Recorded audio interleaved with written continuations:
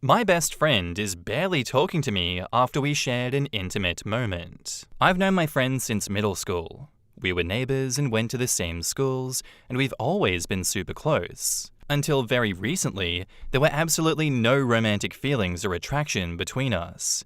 He's always just been my friend. A few months ago, we had a falling out. He was dating this crazy girl who was treating him like shit. She was super controlling over him. We pretty much never saw each other after they started dating. He called me one night to complain about her not giving him any space, and I told him exactly what I thought about her. I did not like her. She was rude, and he could definitely have been doing better. When I told him all of that, he blew up at me. He said I was meddling in his relationship and that I didn't know her. He called me some pretty harsh words and told me I was jealous. I had no feelings for him at the time other than seeing him as my best friend. I wasn't jealous, I just missed my friend and thought he should be treated better. After that call, we didn't talk much at all for months until 2 weeks ago. He stopped hanging around our friend group when I was there, and he didn't return my messages. Well, they broke up, and while he didn't message me right away, he eventually started sending me stuff on Instagram. Just memes and reels. Nothing much, and we didn't talk about his breakup. That is until last week, when he called me and apologized for just falling off with me. He told me that I was right about her controlling him, and he said that she didn't want him talking to me because she thought I wanted him. We made up, and I met him at his place to hang out for the first time in months. When we were hanging out, we were getting really physically close in a way that we had never done before, and we ended up hooking up. I never thought that that would happen with him. I think maybe not seeing him for a while made me miss him to the point that new feelings developed. Like an hour after, he told me that we shouldn't have hooked up, that I was like a sister to him, and that he wasn't attracted to me at all. We got into an argument, and I ended up leaving without staying the night. Now we're back to not really talking at all. He'll send a funny thing he saw on Instagram every other day, but he won't discuss anything with me at all. I don't know what to do. He's been my best friend forever, and now we've had 2 back-to-back falling outs. I don't know how I feel about him, but I don't want to lose him from my life. Do I just give this time? Do I call him and insist that we talk about what happened? This is really tearing me apart. In the comments, Degu says, "This guy doesn't seem like a very good friend, or a good boyfriend. Goes and does the exact thing that his ex was worried about, and then manipulates his best friend into taking her virginity and gets mad at her for it. Yikes. I hope OP sees how bad that looks." Mike Sanders says, "I'm not one to assume, but I'll throw 3 guesses out. 1. He's holding out hope that girl will come back, but sleeping with you may piss her off, and screws that. 2. He really doesn't know how to process this, and what the future may hold for you two, if anything. Or finally, 3. He really wanted sex, and friendship be damned you were there. Now he's post-nut and pissed off. Just my guesses." OP replies, "One of the few things he said after that is he was just horny after his breakup. But we've known each other for most of our lives. I don't think he would be that whatever with me." Simple Advisor replies, "Yikes. So he used you for that, only to turn around and say he was never really attracted to you at all. That's kind of hurtful. I don't know, I'd be hurt if my friend just randomly used me to get off right after breaking up with his girlfriend. Honestly, and now it makes it look like she was right all along." OP replies, "Maybe she was. I love him, but I don't know how. I've never really been all that sexual or romantic with people. He said so many sweet things that day. So many compliments, and during it told me he wouldn't ignore me for another girl again. It just feels like I was used, but I know he's better than that. He's a great guy." Peter Weeder replies, "He used you for sex, dude." Yeah, he used you for sex, OP. Like, come on. If it looks bad and it sounds bad, it's probably bad. And I think it is bad.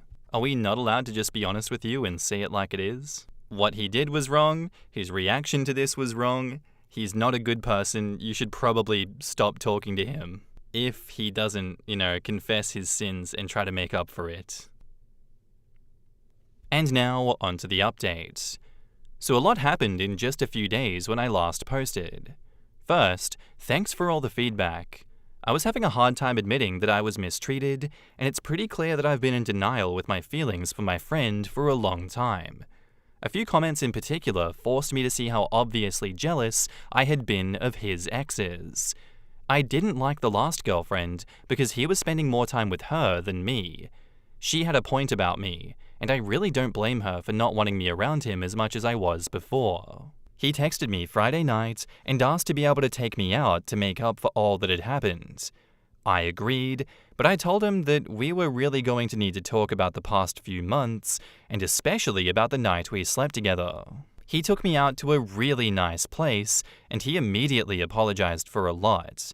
He said he was sorry for ditching me for months to just message me, sleep with me, and then ditch me again. He apologized for being so cold after taking my virginity and not checking in to make sure that I was okay. He also said that he was sorry for using me for years, that he had been keeping me around for emotional support while not really returning to me with the same support. He confessed that the last relationship ended because they were both cheating on each other, and that he knew he was a serial cheater. He'd asked how I was doing since we hooked up, and it was hard for me to answer. I can admit now that I wanted it for a long time. I remember wishing he would ask me to dances when we were kids. Our friends had teased me about it, but I always shrugged it off. I told him that I was hurt that the guy that I've known for most of my life took my virginity and then told me that I wasn't attractive. Having that happen was one of the most hurtful things I have ever experienced, and I felt betrayed and used by my best friend. He again apologized and said that he's been attracted to me for a long time and that he's wanted us to be more for years. He said that I deserved better than that. He also said that he still had a great time with me that night and that it was better than he had always thought it would be. Then he asked if I wanted to try being more than friends, and I told him that I wanted to, but I didn't know if it would be a good idea. In this conversation, he told me that he was a serial cheater, and I kept thinking about all the comments on here telling me not to trust his sweet words and that his actions speak louder. I asked why he thought he would treat me any better than the other women that he's been with and treated terribly, especially after treating me terribly too. That made me cry a bit, and he said that I mattered more than the other ones, that what we had was more special, and that his family, who I said in the comments have been like my surrogate family, always thought we would get together. I have never really seen him cry before. He's always been guarded and wanting to seem tough. It was new to see him so vulnerable. I told him that if we were to start dating, I'd want to take a few steps back and start slow. I'm not going to just jump back in bed with him. He needs to prove to me that he can do better. The rest of the date went well. He took me to my favorite dessert place before dropping me off at my place. He didn't try to convince me to let him come inside for any more, but he gave me a very sweet kiss. I think I'm going to try to make this work. I love him. He's been my favorite person for years. I want to be able to trust him, but I'm going to make him prove to me that he means all of the things he said to me tonight before I let him get too close. In the comments, quote, he said that I mattered more than the other ones, that what we had was more special. Oof. This screams to me that he does not get it.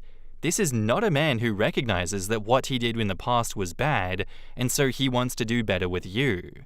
I hope you go into this knowing he is likely to repeat the same mistakes he's made in the past. It seems like he hasn't done any work to own his own part in it and prevent the past from repeating, since it's just a thing that happened to him, and it's different with you. Editing after reading some of your comments on your first post, I'm speaking to you as a fellow neurodivergent woman. I know it's harder for us to make and keep friends, and the ones we do have we cling to, but sometimes those friendships start getting too one-sided, and we stick around too long and let ourselves be treated poorly because we cling to an idealized version of how things were. OP replies, I did tell him that me being different to him shouldn't matter. He just shouldn't treat women like that. I've clung to him for so long. He's sometimes the only person I can trust. I don't really expect him to change overnight. I have my doubts that he'll be able to do right by me, but he promised me he would try, and I feel like I owe him a chance. I guess I feel that since we have more history together, he would want to treat me better. I've wanted him since we were teenagers. It's just that he seemed so sincere. He was crying, and I've never really seen him do that outside of a loss in the family. I can't stand seeing him hurt like that. I just wanted to hold him and make sure he was okay. About if they used a condom, I did not. I wasn't expecting it to happen at all. I kinda thought that I would never have sex, especially not with a guy. I'm gonna need everyone to stand back at least a few meters. We are all bearing witness to a canon event unfolding in front of our eyes. You cannot get in the way of this one, you cannot stop it. It is pivotal in OP's growth as a human being. They have entered the mess around phase. Now we have to leave them to their own devices when they find out. Them entering the find out phase is gonna be a rocky time for them, oh my god. Thank you for sharing the story with us, OP. I wish you nothing but the very best of luck going forward. Our next post is by user SMGiftsThrowA, titled, "Am I the asshole for immediately donating the gifts my stepmother bought for my children? I, 34 female, have no contact with my stepmother, Mary. Long story short, not worth explaining. Edit, I loosely explained in a comment. It's been 5 years since I cut her off from my and my family's lives. As such, she hasn't seen my son, 8 male, since he was 3 years old, and she's never met my daughter, 4 female. Throughout the years, she's attempted to contact me and my kids several times. My father used to help her sometimes. He would tell me how awful she felt, how much she wanted to meet my daughter, and that the kids needed their grandma. I've never considered her as a grandparent, as both my mother and mother-in-law are active in their lives. Several fights later, my father apologized and stopped assisting her, but Mary still tries to get in touch with me every now and then. I always state that I have no interest in seeing her or allowing her to be a part of my children's lives. My son's birthday was in September. The day of, neither of my kids were home. A large box was delivered to our building. I opened it up to find more than a dozen new toys for my children, along with a note that read, "Grandma Mary loves you both." As I later found out, she had bought the toys on a recent trip to the US. I couldn't think of that as anything besides a manipulation tactic. My children are barely aware that she exists. Why would she send them both a box full of toys on my son's birthday? I also think that she planned the delivery for a time that she thought the kids would be home so that they would see the toys immediately. Either way, my husband and I decided not to keep any of the toys. We donated them all throughout October. The kids never saw any of them. Last week, my father called me. He said Mary had just told him about the toys and wanted to know whether the kids liked them. I told him the truth, and we had an argument. My father called me cruel and ungrateful for what I did. He said he understands that Mary and I don't get along, but she still cared enough to spend hundreds of dollars on a loving gesture for my children, and the least I could have done was let them know about it. I honestly couldn't imagine keeping those toys, but I'd be lying if I said the amount of money spent on them didn't make me feel guilty. Am I the asshole? Additional information from OP regarding Mary's behaviors. Well, to name a few things she did, Mary tried to convince my father to make me stop eating dinner so that I would lose weight. She made several detrimental comments about my body while I was going through puberty. Whenever me or my sister got sick, she would claim that we were faking it. Neither of us ever faked an illness. I once got sick while home alone with her, and it took me throwing up 3 times before she agreed to call my father. On one occasion, my sister got sick and she pretended to get sicker. Whenever my sister and I failed to accomplish something, she would insult our intelligence. Whenever we succeeded, she said that we had gotten lucky. We weren't allowed to say anything even remotely negative about Mary, or she would have a breakdown. I once said that she looked more like one movie character than another, and she started crying. I was 12, and this was the same woman who implied that I was fat on an almost daily basis. I don't like talking about this, though therapy has been helping, which is why I didn't give examples originally.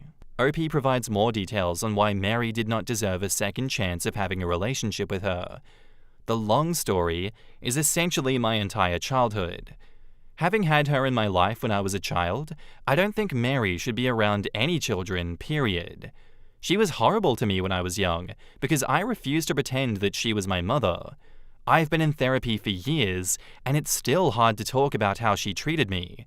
I feel like allowing her to be a part of my adult life at all was already giving her a second chance. I cut her off for good when she threw a tantrum because I hadn't taught my son to call her grandma. His wife treated me like crap for almost 15 years, and I never cut him off. It wasn't a gesture of goodwill, it was an attempt to gain access to my children, and I didn't throw it back in their face. If my father hadn't asked, I probably wouldn't have said anything. In the comments, not the asshole. Mary knew exactly what she was doing as she's been doing this stuff for at least 5 years. What you decided to do with the toys a stranger attempted to give your children was donate them back to people in need. Some might throw them away, but you put the toys to good use. It might be time to go low contact with your dad if he can't respect your boundaries as well. No contact with your stepmom. Tell your father if her behavior does not stop immediately, then you'll have to reconsider how much contact you'll have with him.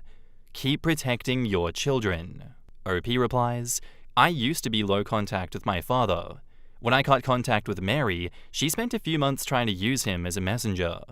He's since agreed to stop, and our relationship has been improving, but I do intend to proceed with caution if we can't sort this out. She's also had her mother call me to tell me off 3 times, and her brother once.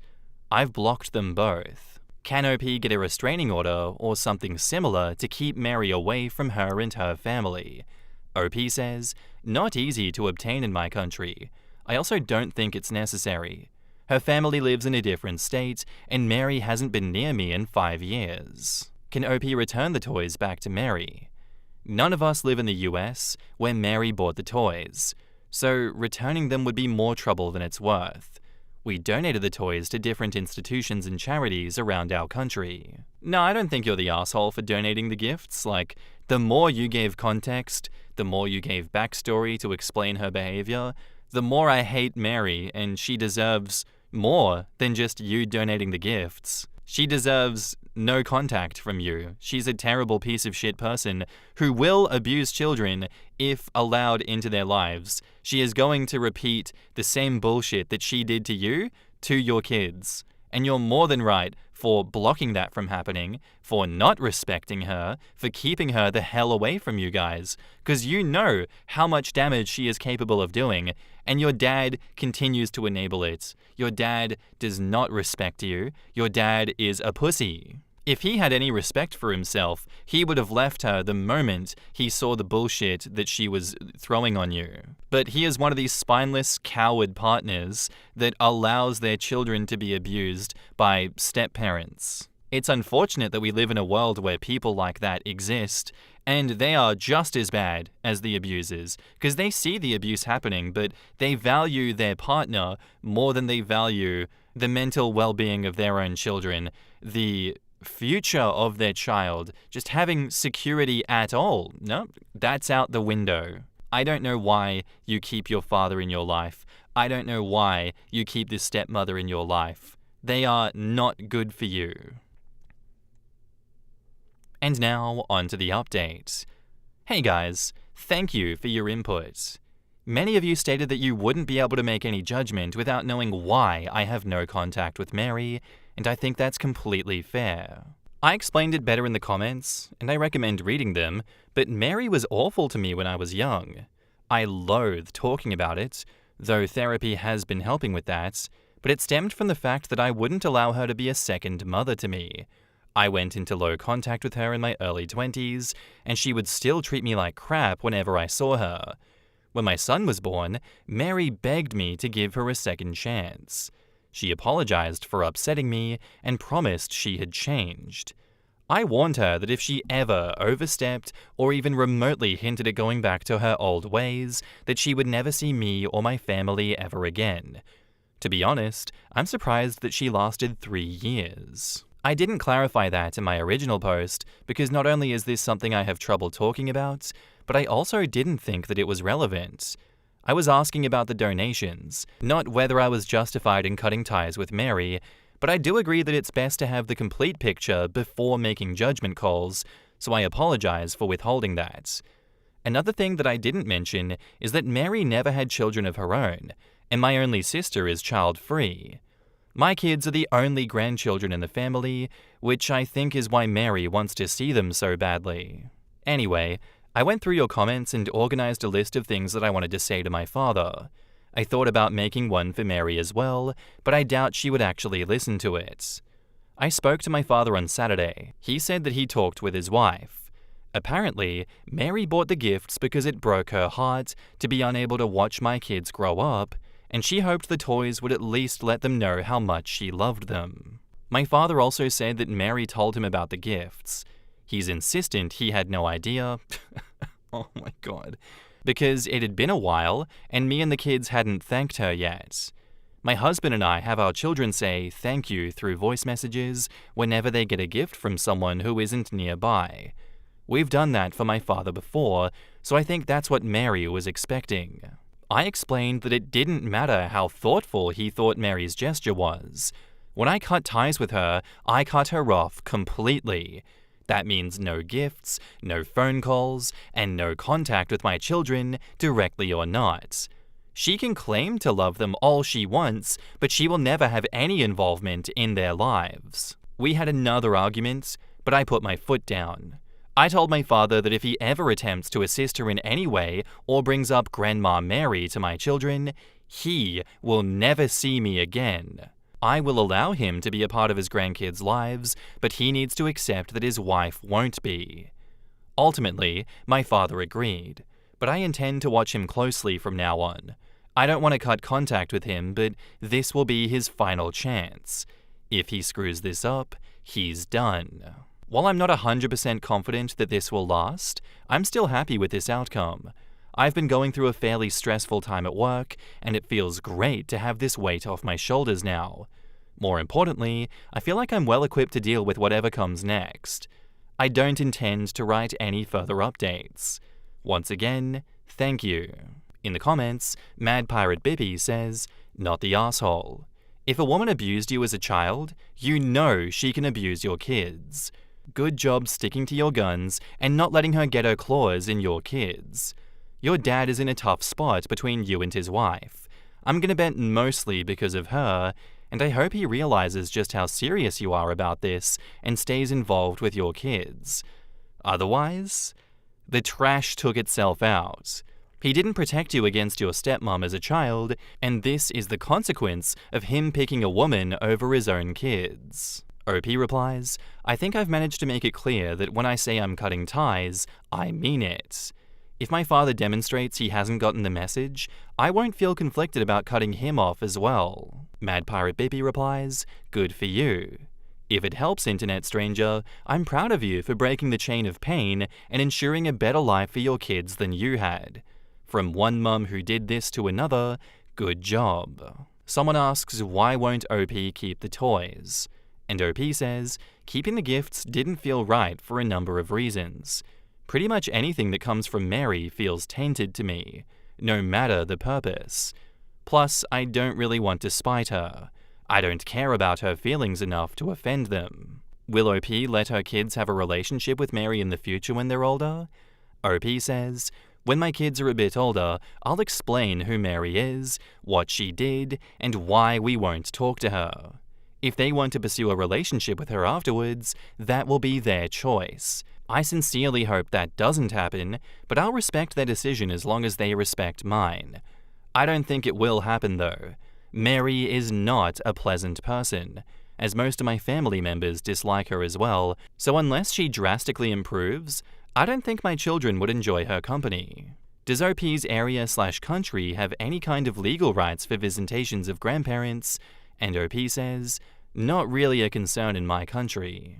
Havana Hannah says, "Behind every evil stepmother is a useless piece of shit father. An enabler of abuse is just a weak abuser."